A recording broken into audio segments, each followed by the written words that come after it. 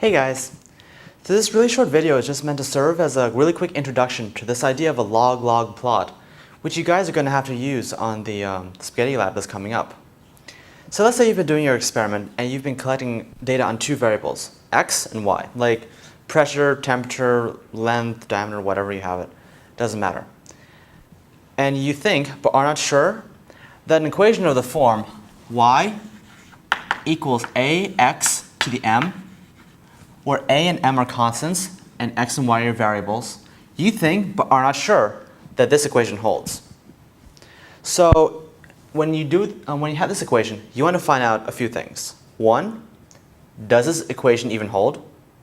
And two, what are a and m? So how do you do this? And it turns out you can do it graphically. So you have your x's and you have your y's, but you don't know a and m. So what we can do is we can go back to our log rules that we learned probably back in Algebra 2 and Trig. That says that first, that ln of a times b is equal to the ln of a plus the ln of b, where ln is natural log. And same thing for a ln of a to the b is going to be equal to b times the ln of a. These rules work regardless if you're taking natural logs or log base 10 or log base e or log base whatever you have it. These rules will work. So what we can do is our first step is we take the log of both sides. You can take the log base anything, but I usually prefer to take log base e, natural log, because it just saves time and stuff, because I'm lazy.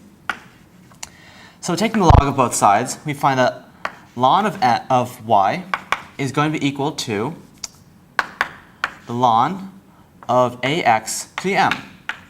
Nothing really special there.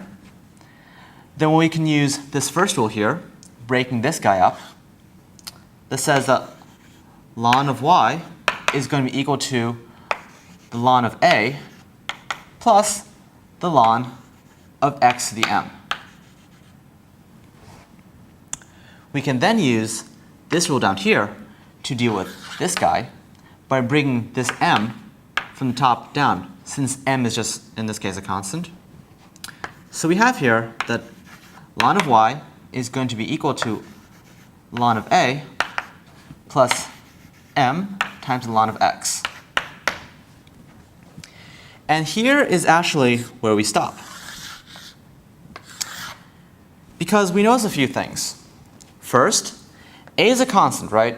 So if you take the natural log of a constant, that's just going to be another constant. So that's like a constant. M here is a constant, and x, since x is a variable, since we're applying some sort of function to a variable, ln of that variable, this will function as a variable. So we can call this like some new variable, say like x prime or something. Same thing over here for y. Since we're applying some sort of function to a variable, that's going to be another variable, so let's call this one y prime. And let's just call this guy some other new constant term. Let's call him b, right? So here we have something that's a little bit interesting. It should be a little bit familiar to you guys, right? We have that y prime is equal to m times x prime plus b. This is the equation of a line. So what happens is that if we plot our data, but instead of doing x and y, we do the natural log of y and the natural log of x. If this kind of equation holds, we are going to get simply a straight line. And the slope of that line will be m.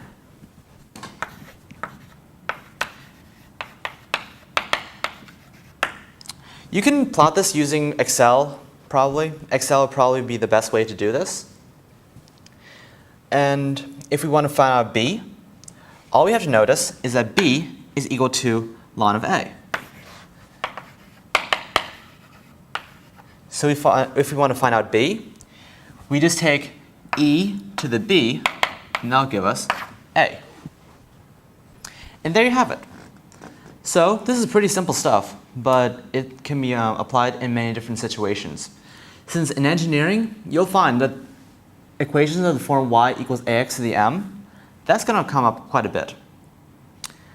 So cool. Good luck with the rest of your lab, and I'll see you guys next time.